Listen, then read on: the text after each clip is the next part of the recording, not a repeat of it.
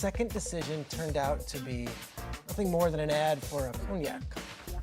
LeBron definitely got one over on the fans here. And for the final home game of the season, ticket prices before LeBron announced his second decision were $82. After the announcement, they skyrocketed to $580 on Monday.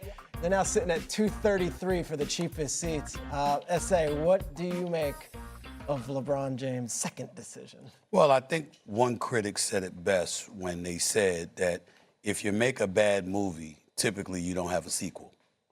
So if you look at the decision and the manner in which that was handled and the way it served to alienate folks back at that time, you would think that he wouldn't want to remind people of that, considering the heat he took from that.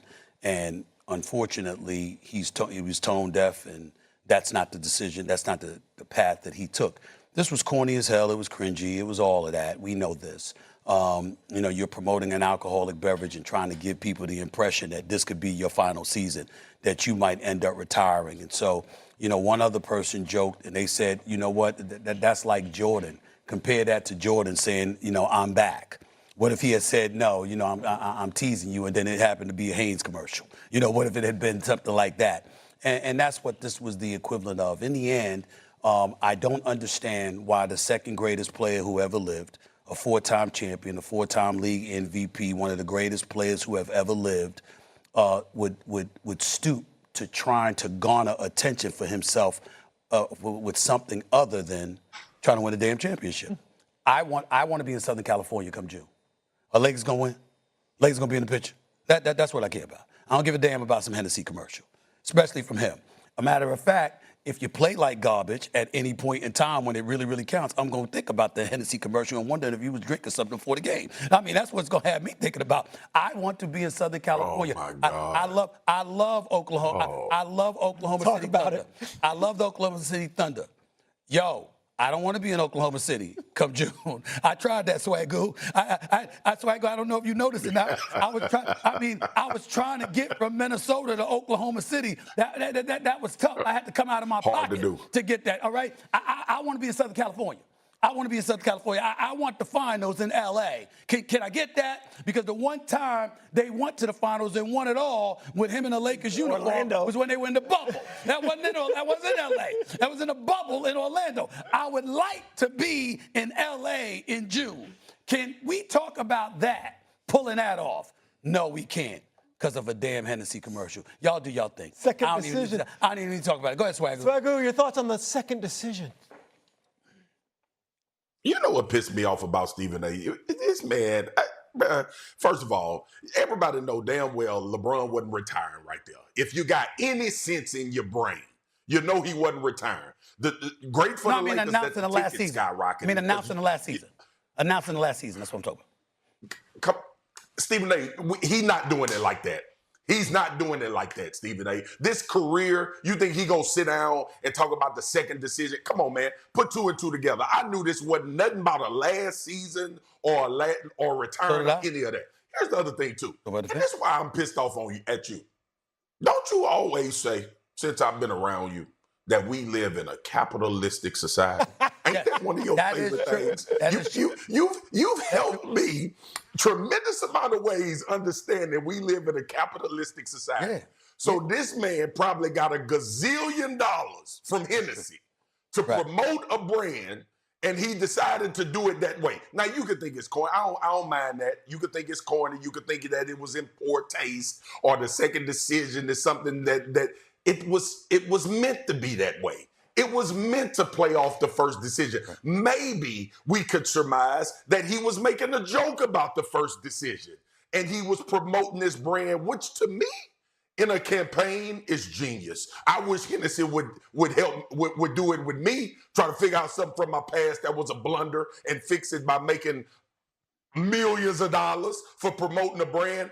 Don't take this seriously, people. Don't let Stephen A. steer y'all in no direction about this. I want championship. It was an ad for Hennessy. Quarterback yesterday, acquiring Joe Flacco from the division rival Browns to help their floundering quarterback room.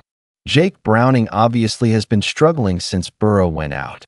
He's yet to win a game under center, so they go to Flacco. Now for the Browns.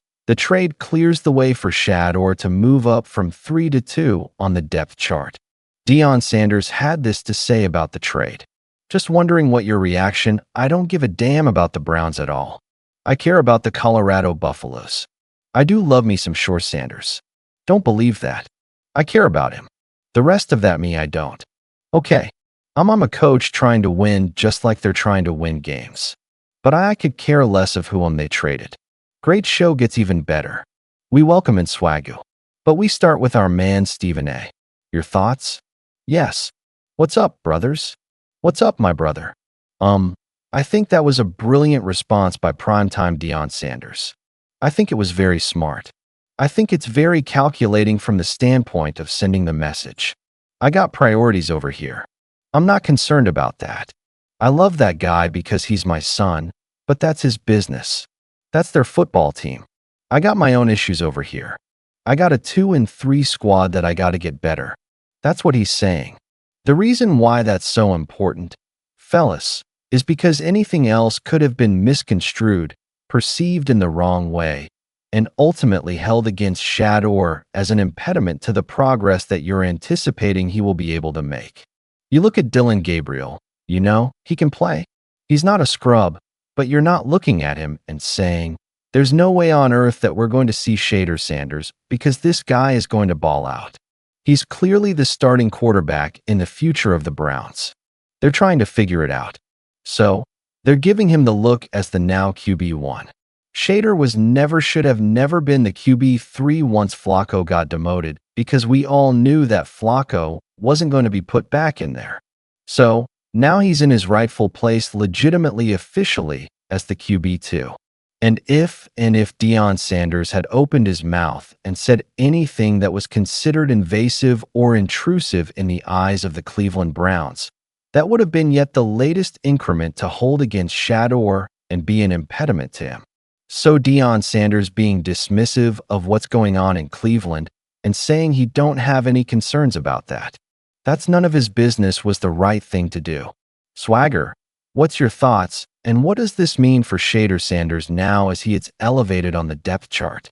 Yeah, well the first thing it mean he one play away, one bad game away, one decision away from getting into actual NFL in an actual NFL regular season game, where it means something. And then two, what it says to me is that this was all semantics with Joe Flacco being the second string quarterback.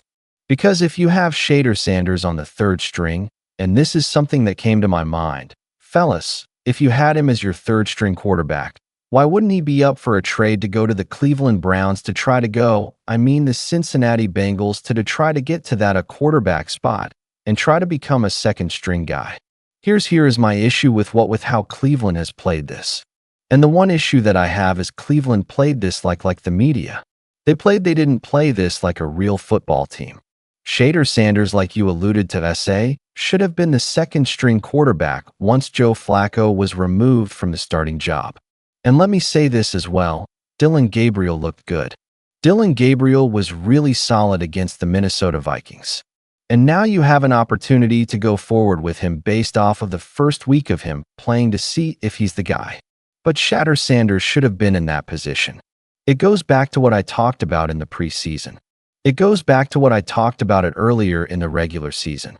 He should have been in getting reps and preparing like the guy that's going to have to come into the game if something goes awry in the quarterback room, in the quarterback situation. So I think this is great obviously for Shador to be the number 2 guy, because like I said, he's one play away, but this whole thing about moving Joe Flacco after you removed him as a STO, the number 2 guy to play prepare, because like I said, you're one play away that your week goes as preparation, you have to be in the mindset that I'm going to have to go in the game and play. I'm happy for him. I just hate that we had to go through the semantics to get here. Well, it was only 1 week, so we're not talking about a 6-week situation because Gabriel only played the 1 game.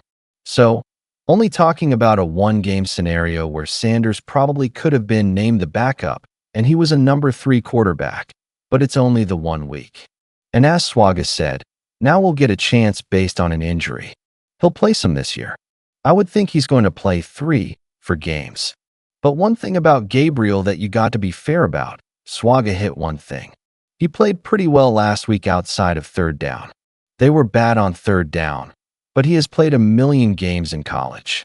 64 games in college. It always been 6 years. Was it 64 games? This guy played a lot of games. So he is actually a little better suited right now for the NFL based on his college experience where Shader didn't play quite as many.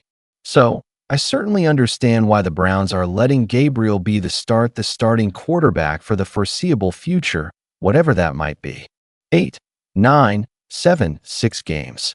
My anticipation is that we'll see Shader Sanders by around week 13 or 14. I can't play something because I don't believe that the Cleveland Browns are going to win many games. And because they're not going to win many games, right around that time, they'll be eliminated from playoff contention. And as a result of that, you have nothing to lose by putting Shadora out there just to find out what he can do and what his value may be. So, I think that that's the mentality that they're going to have. I think that's the mentality they should have.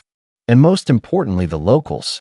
You got to remember, and we bring this up, and you don't want to make quote-unquote PR moves per se. Let me tell you when that exception kicks in with football, when you've given the fans nothing else to cheer about. Fair enough. Now if Swagoo, if you winning games, and you contending, then you owe it to your players to do everything in your power to win games. But when that ship has sailed and you ain't going anywhere, and in recent history, you haven't gone anywhere, and you're looking at ownership, you're looking at the executive branch, and you're saying, what the hell is going on? What are y'all doing? What have y'all produced for us? Etc., etc. And you got folks in Lake Erie, and I do bring up warm weather and stuff like that, because it matters, because it gets cold in Cleveland. It gets very, very cold in Cleveland.